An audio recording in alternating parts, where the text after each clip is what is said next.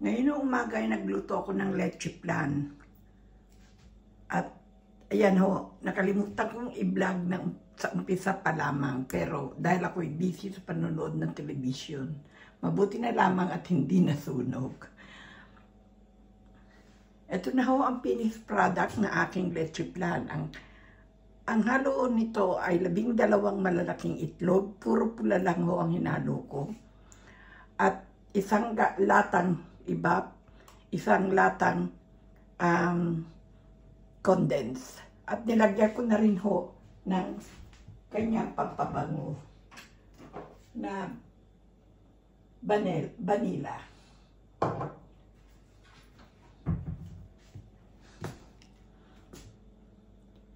At pinalamig ko na rin ho at isa ko nang inilalagay sa mga container. Pagkaluto, bago ko ito nilagay sa mga lyanera, ay nagawa muna ako ng kanyang asukal na pinakuluan ko ng konti na may kahalong tubig dahil ayoko ho ng masyadong matamis. Pagkatapos noon ay nilagay ko na sa lyanera yung mga ginawa kong asukal na pula. At isa-isa ko na hong nilagay sa aking kaldero. Ayan ho, ang pinaglutuan ko. 2 layer ho. Ang nagawa ko sa 12 itlog ay 8 leche flan. Ayan ho mga pinagamitan ko. At sa ngayon ho, ay nilalagay ko na siya sa kanyang mga lagayan.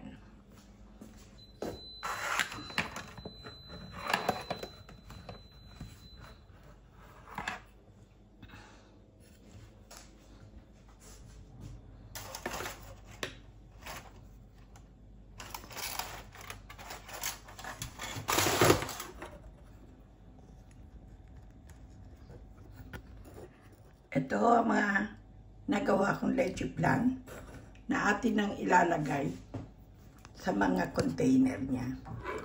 Ito ay para sa Pasko. Kung aabot ng Pasko dahil gusto ito ng mga kaibigan ko.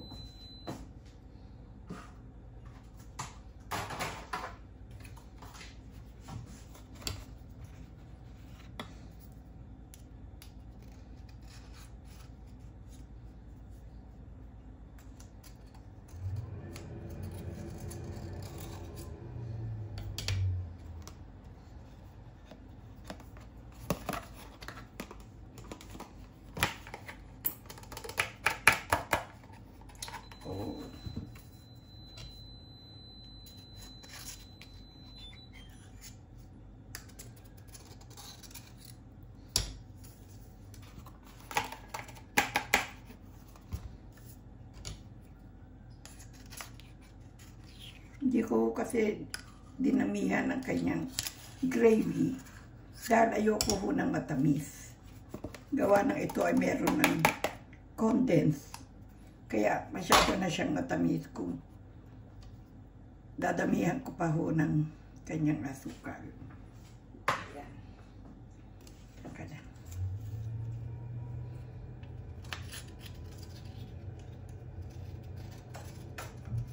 Hindi ko pala vanilla ang mailagay ko, kundi coffee extract. Akala ko'y vanilla.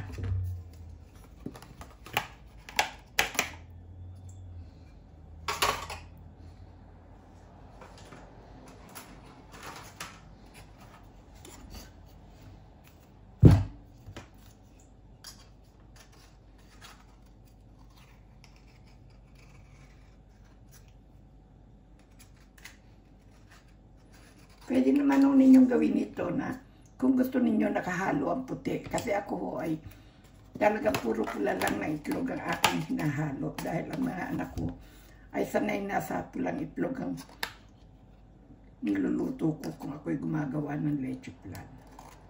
Pero pwede ho na haluan ninyo na puti.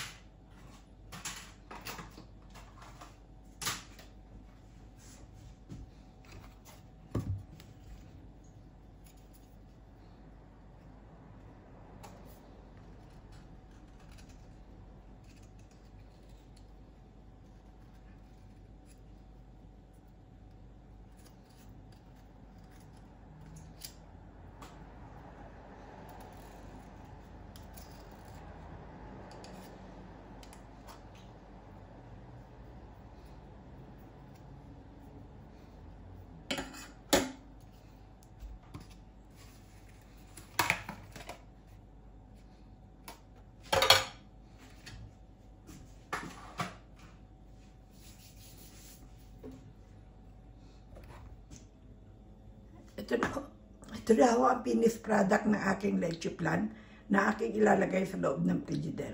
Sana ho ay nagustuhan ninyo ang aking pagluluto. Ito ay napakadali lamang gawin at tiyak na magugustuhan ng inyong pamilya at ng inyong mga bisita. Napakasarap po nito kung ang gagawin ninyo ay purong pula lamang. Pero, ay kung gusto nyo lamang, pwede rin naman hong ihalo ang puti kung talagang gusto ninyo. Maraming pong salamat sa inyong panonood at sana po ay takilikin ninyo ang aking munting bahay sa aking mga pagluluto. Marami pong salamat at eto na po ang aking mga finished product ng leche flan na ating ilalagay sa loob ng fridge para lumamig siya. Maraming pong salamat. Hanggang sa muli.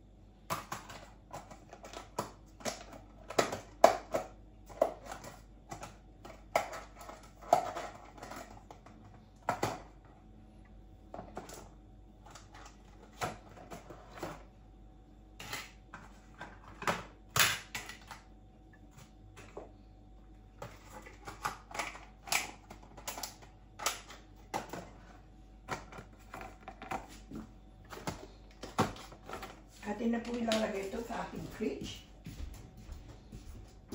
Para po ito ay lumamig na.